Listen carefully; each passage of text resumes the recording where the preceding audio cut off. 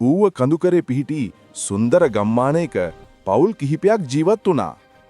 කුඩා දරුවන්ගේ විසකාරකම් පරිසරයේ සුන්දරත්වය නොඅඩුව මේ ගම්මානෙට තිබුණා. එහි ගුණපාල සීතා සහ ඔවුන්ගේ පුත් සමීර සරල ජීවිතයක් ගත කළා. නමුත් එය උණුසුම, සිනහව සහ ආදරයෙන් පිරී තිබුණා. එහෙත් සොබාදහමේ සුන්දරත්වය කිසිදු අනතුරු ඇඟවීමකින් තොරව වෙනස් වෙන්නට පටන් ගත්තා. දින ගණනක් එක දිගට වැටුණු වර්ෂාව දිගින් දිගටම වැඩි වෙන්න ගත්තා. අහසේ ඇතිවෙන ගිගුරුම්, තද වැසි, තද සුළං නිසා සිරිපාලගේ හිතට මහත් බියක් දැනී තිබුණා. ඔහු ඒ පිළිබඳ සොයා බැලුවත් ඔහුට තේරුම් ගැනීමට අපහසු වුණා. එක් රාත්‍රියක ඔවුන් තිදෙනා මුළුතැන්ගේ තුලට වී සිටියා. ඒ අතර සීතා රාත්‍රී ආහාරය පිළියෙල කරන අතර විශාල දෙදුරුවක් සමග නිවස සෙලවී කියා. එකවර නිවසේ බිත්ති, වහල, බඩු බාහිරාදිය එකිනෙක බිම වැටෙන්න ගත්තා.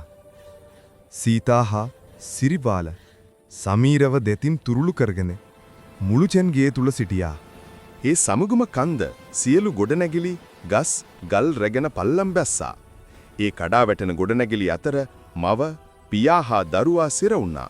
ඉන්පසු අනතුරට පත් වූවන් ගලවා ගැනීමේ මෙහෙයුම සෙබළුන් හා ගම්වාසීන් එක්ව දියත් කරා. දින 1, 2, 3 ගත වුණා. 3 වෙනි දින වන විට සෙබළුන් මියගිය අයගේ සිරුරු සොයමින් සුන්බුන් ඉවත් කරමින් සිටියා.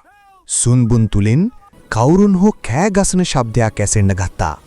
සෙබළුන් ශබ්දය ඇසෙන තැන සොයා සුන්බුන් ඉවත් කරන්න ගත්තා දින 3ක්.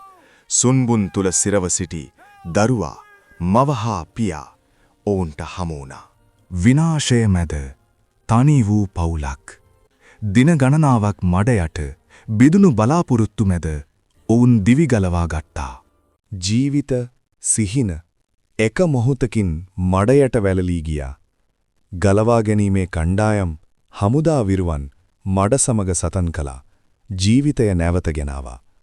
ගෙවල් දොරවල් නැවත ගොඩනැගී හැකි. නමුත් මේ ධෛර්යය මැනිය නොහැකි. අන් අය වෙනුවෙන් දිවි පරදුවට තබන සෑම වීරයෙකුටම මේ කතාව ඔබ වෙනුවෙනි.